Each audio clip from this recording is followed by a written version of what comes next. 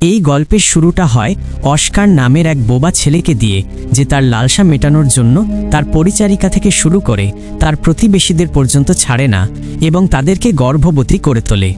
এই গল্পটি কাজের লোকটির কীর্তিকলাপ দ্বারা পরিপূর্ণ, তাই চলুন দেখা যাক অস্কার আর কি কি কাণ্ড করে।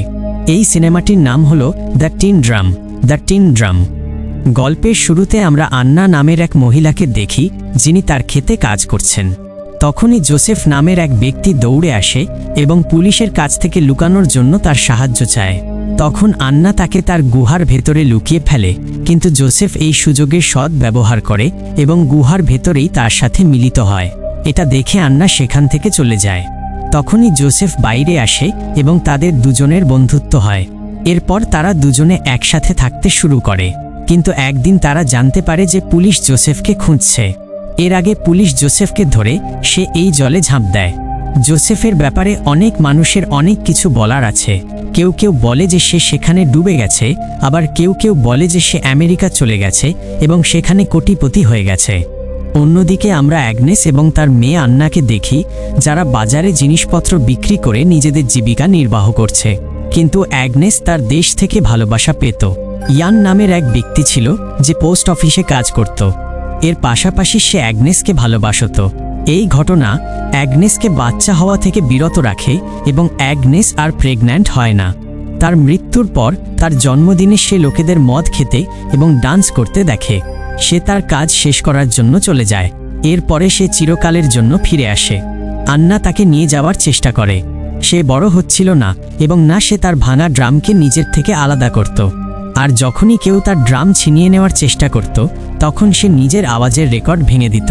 অস্কারের এই ক্ষমতা দেখে সমস্ত ডাক্তাররা অবাক হয়েছিল, কিন্তু তার মা এবং তার পরিবার জানতে চেয়েছিল যে অস্কার কেন বড় হচ্ছে না। আমরা দেখি অ্যাগনেস তার বান্ধবীকে নিয়ে অস্কারের সাথে শহরে যেত এবং সেখানে অস্কারকে একটি দোকানে রেখে দিত। এরপর সে ইয়ানের কাছে যেত এবং সেখানে গিয়ে ইয়ানের সাথে ভয়ঙ্কর ঘনিষ্ঠতা করত। কিন্তু একদিন অস্কার তার মায়ের এই কাণ্ডের ব্যাপারে জানতে পারে। এমন করতে করতে অনেক বছর কেটে যায় এবং অস্কারের বয়স 12 বছর হয়ে যায়। একদিন অস্কার তার মা বাবার সাথে সার্কাস দেখতে যায়, যেখানে সে কিছু বেঁটে মানুষদের পারফর্ম করতে দেখে। তাদের দুজনকে দেখে অস্কারের মা বাবার এমন মনে হতে থাকে যে সম্ভবত অস্কারও একজন বেঁটে। সার্কাস শেষ হওয়ার পর অস্কারের সাথে বেবরা নামের এক বেঁটে লোকের দেখা হয়। বেবরা অস্কারের প্রতিভা দেখার পর তাকে তার সার্কাসে কাজ করার জন্য প্রস্তাব দেয়।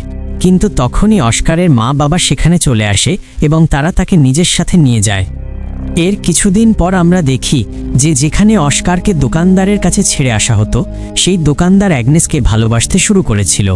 সে অ্যাগনেসকে নিজের সাথে লন্ডন যাওয়ার কথা বলে, কিন্তু অ্যাগনেস তাকে মানা করে দেয় এবং সেখান থেকে চলে যায়।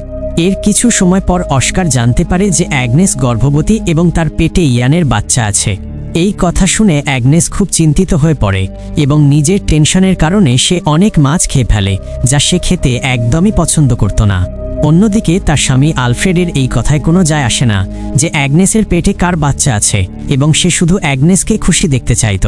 কিন্তু অস্কারের জন্ম হওয়ার পর অ্যাগনেস কখনো খুশি হয়নি।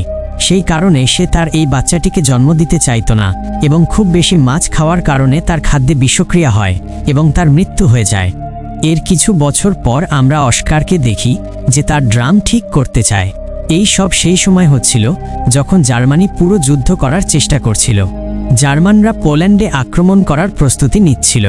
তখনই হঠাৎ জার্মানদের ওপর পলিশদের আক্রমণ হয়। এই আক্রমণে অনেক মানুষ মারা যায়, যাদের মধ্যে একজন ইয়ানও ছিল। অস্কার কোনোভাবে এই আক্রমণ থেকে বেঁচে যায় এবং সেখান থেকে পালিয়ে যায়। এর কিছুদিন পর আমরা দেখি যে আলফ্রেড 16 বছরের মারিয়া নামের এক মেয়েকে তার দোকানে কাজ করার জন্য রাখে। মারিয়া দোকানের সাথে সাথে অস্কারেরও খেয়াল রাখত। এদিকে অস্কার মারিয়ার প্রেমে পড়তে শুরু করে। অস্কারের বয়সও মারিয়ার মতোই ছিল, কিন্তু মারিয়ার এই কথায় বিশ্বাস ছিল না এবং সে অস্কারকে সবসময় বাচ্চা মনে করত। যখন এক রাতে আলফ্রেড কোনো কাজ নিয়ে শহর থেকে বাইরে যায়, তখন অস্কার মারিয়ার খাটের কাছে যায় এবং সে একটি ইঁদুরের মতো কম্বলে ঢুকে যায় এবং তার সাথে ঘনিষ্ঠতা শুরু করে। মারিয়ারও এমন করতে ভালো লাগতো, তাই সে অস্কারকে বাধা দেয় না। ধীরে ধীরে অস্কার তার আরও কাছে আসতে থাকে। কিন্তু হঠাৎ একদিন সে জানতে পারে যে মারিয়ার সাথে আলফ্রেডের সম্পর্ক চলছে। মারিয়া আলফ্রেডকে খুব ভালোবাসত, কিন্তু আলফ্রেড শুধু তাকে ব্যবহার করছিল। মারিয়া এই কথা শুনে খুব দুঃখী হয় এবং কাঁদতে শুরু করে। এই সুযোগের সদ্ব্যবহার করে অস্কার তার কাছে আসে এবং তাকে সামলানোর কথা ভাবে, কিন্তু মারিয়া খুব রেগে যায় এবং সে অস্কারকে বাচ্চা বলে তার নিতম্বে লাথি মারে। কয়েক মাস পর আমরা দেখি যে মারিয়া একটি সন্তানের মা হতে চলেছে এবং অস্কার সেই বাচ্চাটিকে মেরে ফেলতে চেয়েছিল, কিন্তু মারিয়া এমন হতে দেয় না। কয়েকদিন পর মারিয়া একটি মেয়েকে জন্ম দেয়। সেই বাচ্চাটিকে পেয়ে সবাই খুব খুশি হয়, কিন্তু অস্কার এই সব দেখে একদমই খুশি ছিল না, কারণ তার এমন মনে হচ্ছিল যেন সেই বাচ্চাটি তারই।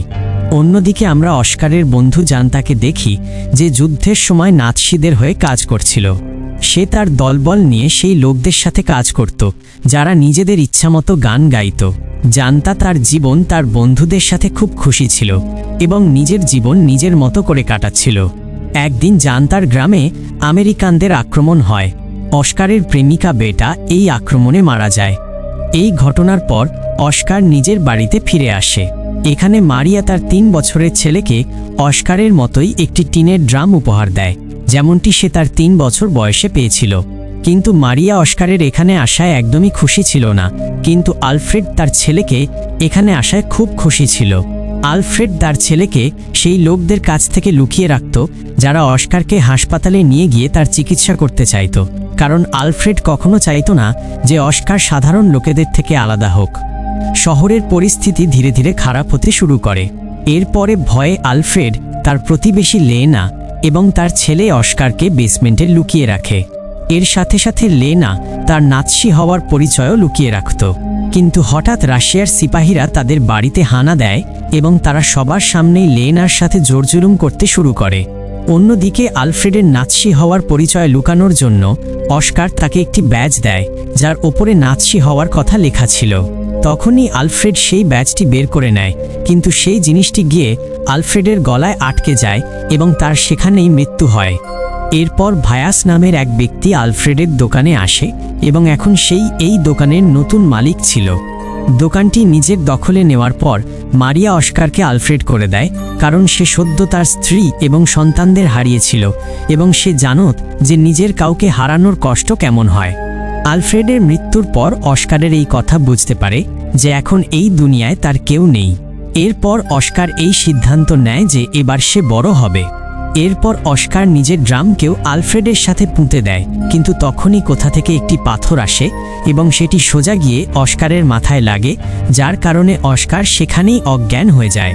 এখানেই এক ব্যক্তি এই লোকেদেরকে বলে যে অস্কার বড় হতে শুরু করেছে। পরের দিন আমরা দেখি যে আন্নাকে ছাড়া বাকি সব লোক এই শহর ছেড়ে চলে যাচ্ছে।